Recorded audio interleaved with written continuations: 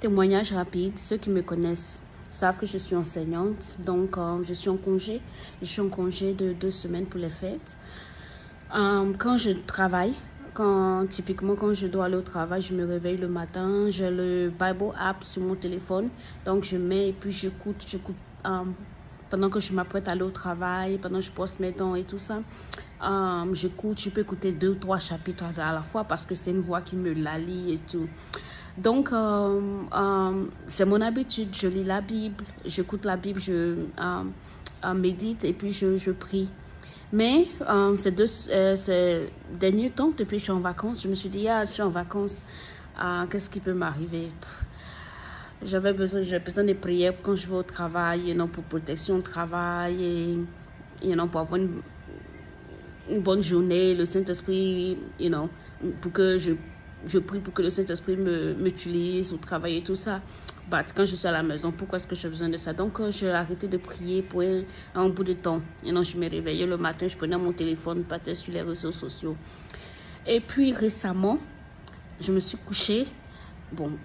Et j'étais sur mon téléphone et puis je me suis endormie. Je te dis que l'esprit de paralysie m'a visité. Et ça m'est pas arrivé depuis longtemps. Parce que quand tu restes dans la prière, quand tu demeures dans la prière, il y a des esprits qui ne jouent pas avec toi.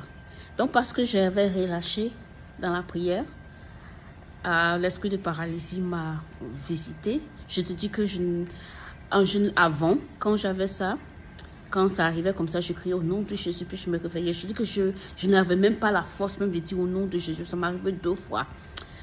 La deuxième fois, j'ai souffert, je me suis battue pour me réveiller. Je dis tout ce que je pouvais dire, c'était Jésus, Jésus, Jésus, jusqu'à ce que je me réveille. Mon cœur battait comme ça. J'ai dit non, Pauline, non.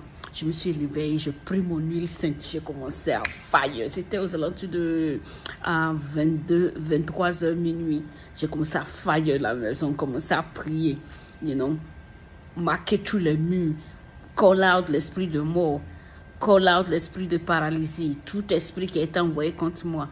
Donc voilà ce qui s'est passé. Parce que j'avais relâché dans la prière, les gens qui m'attendaient, ils venaient pour moi. Et je suppose que l'idée c'était que, je parte dans mon sommeil. Mais je ne peux pas partir dans mon sommeil parce que Dieu m'a mise ici pour faire quelque chose et je n'irai pas.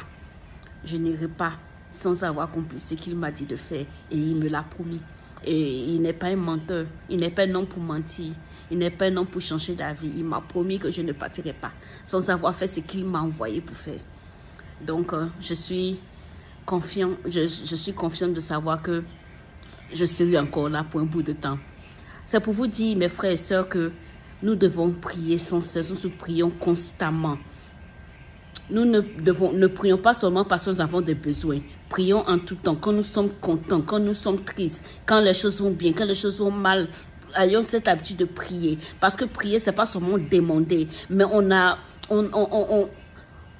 besoin d'être toujours sous la protection de Dieu. On a toujours besoin d'être sous la protection du Saint-Esprit. C'est la fin de l'année.